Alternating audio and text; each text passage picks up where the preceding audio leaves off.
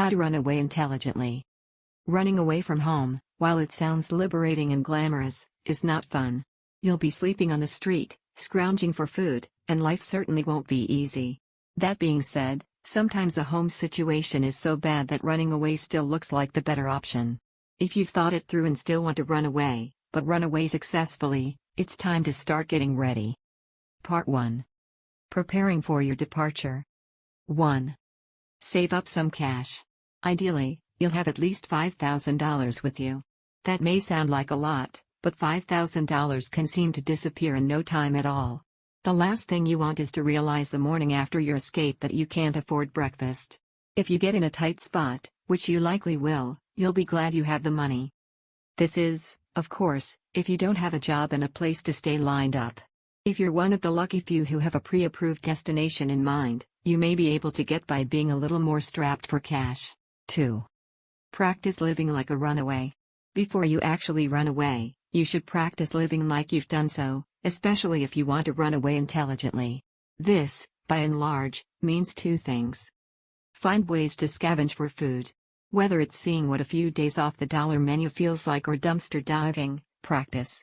It's more than a good idea to see what you're in for, food and drink-wise.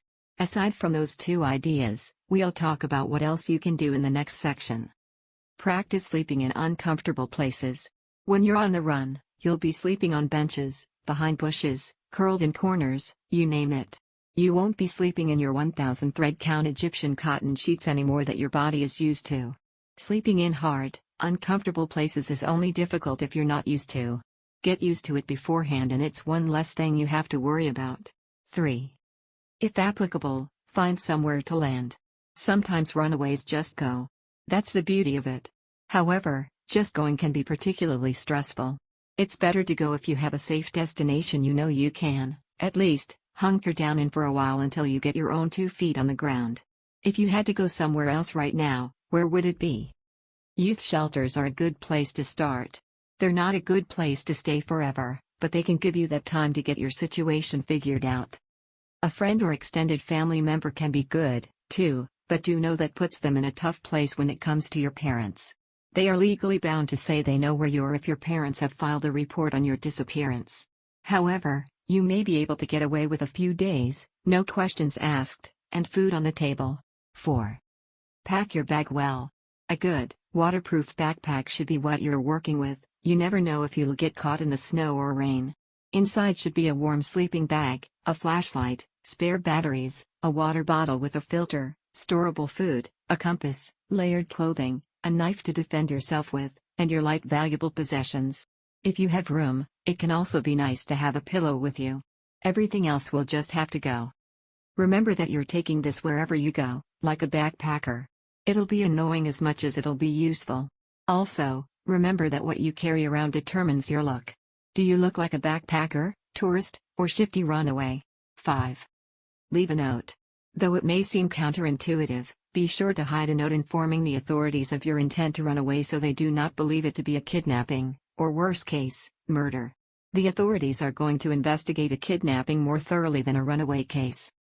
Do not be afraid to hide this note fairly well. The authorities will find it during their search no matter how well it is hidden, and discovery by your guardian would likely lead to immediate notification of authorities.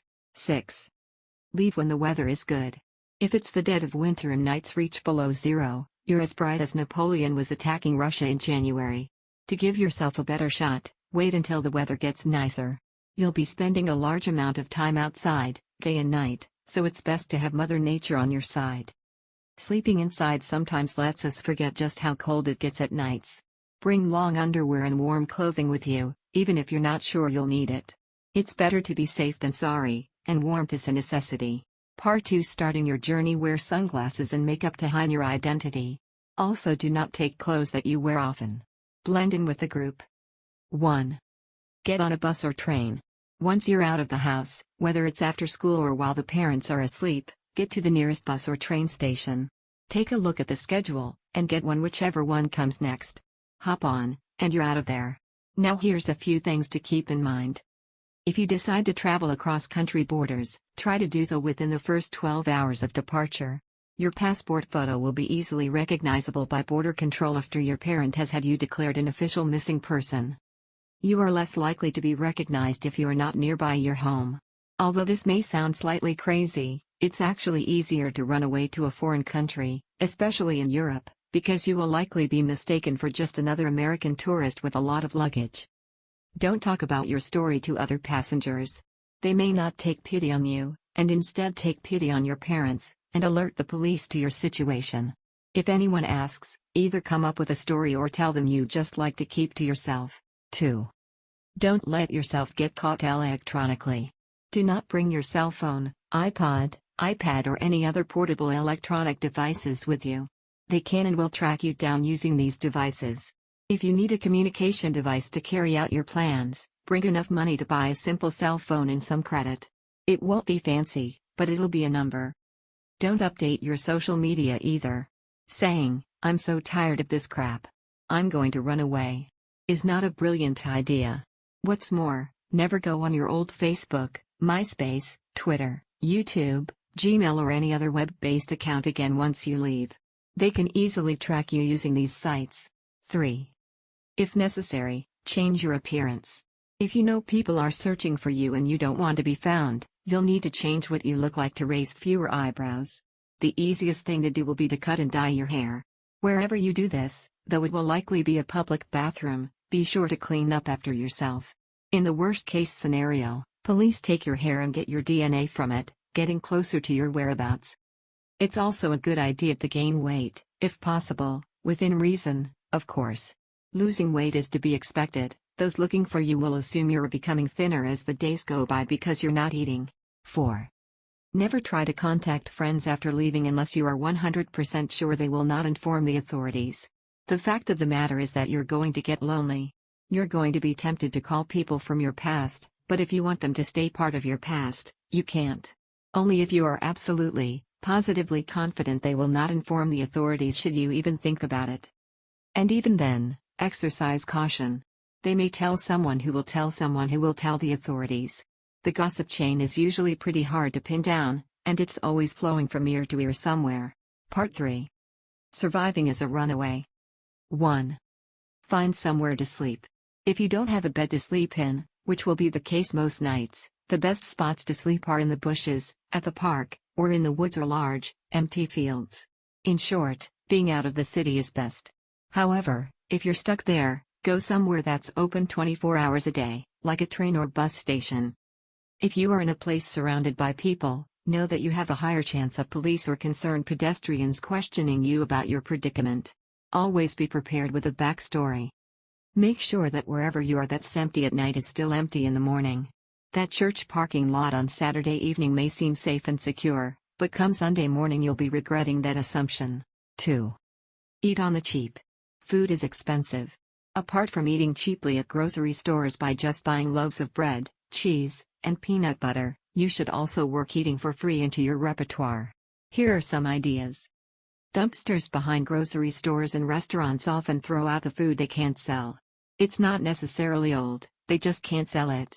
Go at night after closing and you may be rewarded. Poke around at buffets. When a party gets up, you go in for the pounds. Uneaten food for the win. Ask.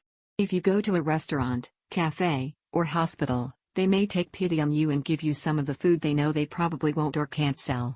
Just remember to put on your kindest smile when you do so. 3. If possible, get a job. If you're 16 or older, you may be able to get a job and settle down in your new location. It's the best way to keep your cash flowing, and besides, you didn't want to go back home anyway, right? If you can give them a phone number and address, and look showered, you may be in. If you're not 16 or you admitting your identity is a problem, see if you can find day-to-day, cash-in-hand work.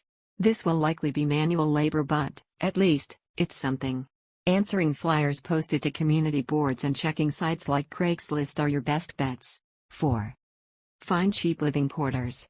Essentially, you have 4 options: living with a friend, living on the streets, living in a youth shelter, or squatting. They all have their advantages and disadvantages, namely, squatting is illegal. That being said, in time you'll need to find a place, if you can land a job and then find a cheap room to rent, rented by roommates, not a landlord, That's ideal. You don't want to live forever as a runaway. Whatever you do, do not steal any items from wherever you are staying. This makes you a wanted criminal, and you are now being hunted much more so than if you had just run away. Part 4. Coping with potential problems. 1. Hitchhike. Maybe you've decided that wherever you are, you can't stay. That's okay. If you're out of cash, one of your options is to hitchhike. It's illegal in many places, but sometimes you have to do what you have to do. Here are the details. Position yourself near a gas station near the entrance to a freeway or highway. You will then be able to approach the drivers that you think may give you a ride. Young and old people are best. Avoid those in suits and those that look crazy. If that's not an option, get near the on-ramp or a low-speed road. The drivers need time to see you and slow down. When someone does stop, act approachable, happy, and comfortable with your situation. And then survey them. Do you want to ride with them? Trust your gut. If it says no, politely decline. If it says yes, get in, put your bag in the back, and keep your hands on your knees, to show that you're not a threat. 2. Or jump trains. Don't want to hitchhike, eh? Then your next free transport method of travel is jumping trains. It's not relaxing, but it can get you from point A to point B. Here's how to get started. Go to your local train station and get a copy of the schedule. Find the train you want to take to your preferred destination. When it arrives, get on a middle car when an agent steps away from the door. Sit down as if you came from a prior stop, and keep an eye out for the agent. When you see him or her coming for your ticket, hop into the bathroom. If he or she actually knocks on the bathroom, be on the toilet and none too happy about being intruded upon. Your only other option is wandering about the entire time, never really sitting down. 3. Prepare yourself against getting robbed. The world isn't a very friendly place, especially when your peers are the ones that live on the street, too. If you act afraid and make yourself a target, you may find yourself the victim of a petty crime and without all your cash and belongings. Keep these points in mind. Act confident wherever you go. Being nervous invites those looking for prey to come up to you and take advantage of you. Carry a knife with you for self-defense. It's not pretty advice, but it's real. Use a secret compartment in your backpack, if possible. If they raid your stuff, they may skip over the lining of your bag. You can keep a small laptop or something flat in there to mirror the structure of the bag. There's such a thing as adventure underwear, and it has pockets. Thieves will generally not check your underwear, so keeping a wad of cash in there is a pretty safe bet. 4. Know your legal situation. If you live in the States, it is illegal to run away from home under the age of 18 in Georgia, Idaho, Kentucky, Nebraska, South Carolina, Texas, Utah, West Virginia, and Wyoming. If you get caught or return home, you may be facing a penalty. In other countries, it varies by jurisdiction. And even if it is not illegal, you generally do not have rights if found and will be escorted home, even if it is against your will. It's important to go in with this knowledge so you know what you're in for. If you have run away several times, you may become a child of the state and be forced into the foster system, or otherwise away from your home when found. You are then deemed a child in need of supervision and the courts will determine what to do with you. Because of situations like this, it's best to avoid the authorities at all costs. If you are in a foreign country that speaks a different language and you get confronted by the police, pretend not to speak English. It really helps to be bilingual in this situation, even if it is a language different than the native one of the country you're in, to try to fool the police into thinking you are from a country other than your actual homeland. 5. Call a runaway hotline. If worst comes to worst, you can always call a runaway hotline in your country. They can either set you up temporarily at a shelter or even pay for your ticket home, bus or train, usually. They also offer counsel and can be an understanding ear should you need one. In the US, that number is 1-800-RUNAWAY. In the UK, Childline offers similar services at 0800-1111. Covenant House, based in Los Angeles but operating in many countries in North America and Central America, offers shelter to youth, and their main number is 323-461-3131.